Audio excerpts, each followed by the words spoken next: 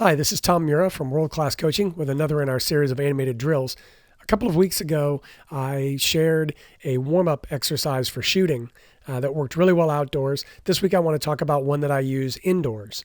This is set up on a futsal field, but you could definitely do it with indoor soccer, or you could definitely do it, training outdoors as well.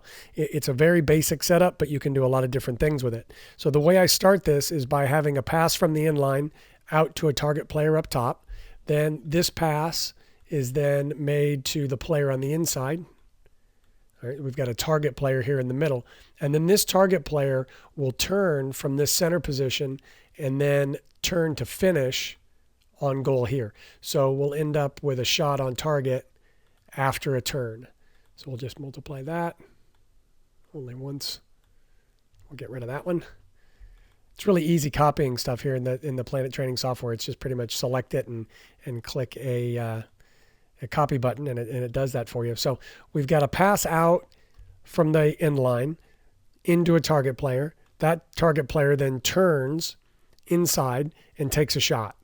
All right. So, and then that is just, a case of now everybody following their pass. So the player that passes there follows there, that player follows there. And now after the player shoots, they get the ball out of the goal and they join the other line, so that way they alternate between shooting from a pass from one side and shooting off of a pass from the other side. So that's the first progression, the first stage, if you will, of this exercise. Just getting the players to turn quickly and shoot quickly is important here. We're also talking about diagonal shooting so that we get that shot to the far post, and really focusing on shots being below the knees, low and hard, far post. So those are the key coaching points that I use when I'm working on this. Now, the next phase would be we'll have the same basic start to it. So the pass from the end line out to the target. But now, instead of this player turning, we'll have this player lay the ball off for this player to come through and take a shot. So now we're laying it off for another player to come in. So the quality of that pass is important, the weight of that pass, the angle of that pass, but still we want to have the shot low, hard, far post. And when I'm doing this most of the time, and I didn't really show it here with the arrow, so I'll change it, but I want that pass to go off at an angle so this player can run onto it and have a much easier time of taking that shot, rather than having a flat pass, or certainly not a pass back toward the player. That's going to make it really difficult. Having said that, if you wanted to, you could have that pass go back toward the player and then the player here take a dribble. And so basically they're either just dribbling and shooting, or you could have them perform a fake and then shoot. So that would be another way of doing it, is passing it back, dribbling in and shooting. So now we're shooting off the dribble. But usually what I'll do is have this ball being laid off, as in as you would do in a give and go or some situation like that, a ball being laid off at an angle and then the shot taken there. So obviously then everybody passes, follows their pass. This player that laid off is now the one that gets the ball and joins that line, whereas this player that just shot will be the target player here now for a pass coming from the other side. So we'll complete this same pattern now on the opposite side of the field. So players are getting the opportunity to shoot from both sides. Something I'll do with this as well is change the run of this player and have them, instead of running straight for the ball there, I'll have this player running from here and making basically an overlapping run, running to the inside, so that this pass is then laid off in the other direction. You can have this target player be a little bit creative with their layoff. It can be behind the leg. It can be with the sole of the foot. As before, we can have it laid off into the path of that player, so that rather than them just receiving that ball and shooting, we have them receiving that ball here, taking a dribble before then they take their shot. Again, always emphasizing diagonal shooting. Low shots, below the knees is best.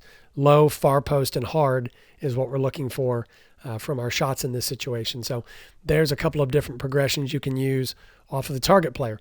Another way I like to do this is to remove the target player from the pattern and have players move into that target player position. So basically we'll have the same start where the ball is played out to the target at the top, or the forward at the top, if you will. So now this player then checks into the middle, because the ball is going to be passed from the player on this end. We're going to have that pass go across the court. So a flat pass here, which will often happen in futsal, where you'll get a forward here that trails the ball back to a supporting player who then switches the point of attack quickly to the other side. And now this player who's checked into the middle, and it's important as we move along in this and as the players get the pattern.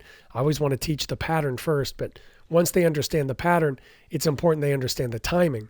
So we don't want that player arriving before the ball is ready to be played to them. So we want this player, to be walking in, jogging in, timing the run, maybe making a different run out to support the ball here, and then checking into the middle.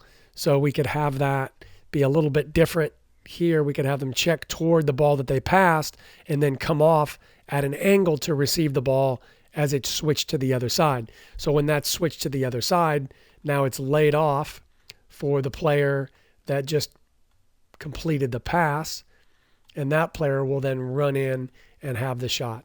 So we'll have a pattern where we pass it out to the target at the top here, or out to a defender, if you will. Defender switches it to the other side. Player forward checks into the middle for a diagonal pass, a little give and go.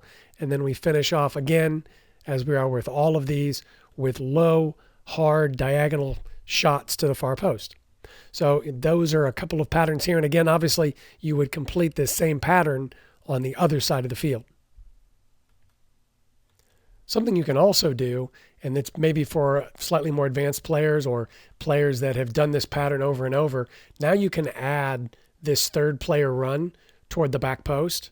And so after they switch the ball across, this player is going to make a diagonal run toward the far post. And instead of shooting, now we'll encourage this player to lay the ball in front of that player who's attacking the far post, and hopefully we get the tap in. You can even have this player receive the ball and then dribble once or twice to get them toward the top of the area to draw that goalkeeper out, and then encourage them to make the pass, a hard pass here, low, and to that far side of the goal for a simple tap in on the far side.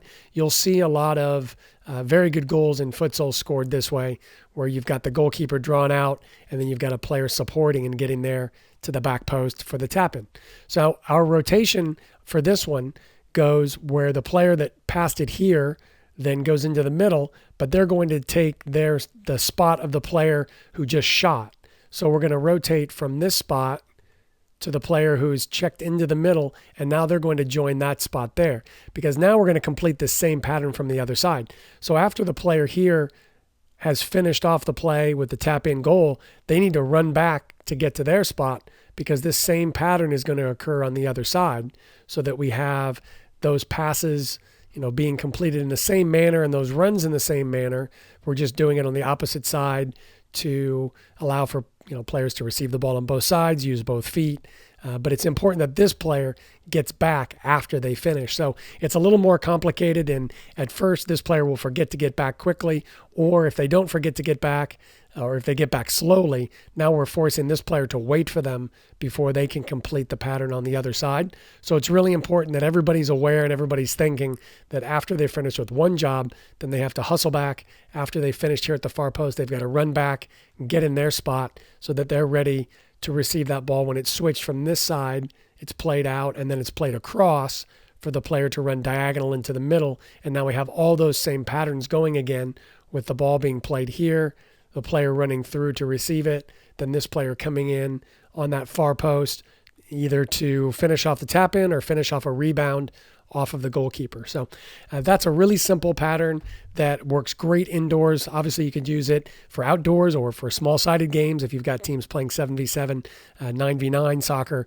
then this is going to be great for that as well. So I hope that works out well for you. Leave a comment in the section below if you can think of other progressions that you would use with your teams, and that maybe you've done this in the past and it's worked well for you. If you could share those below, that'd be great. Thanks a lot.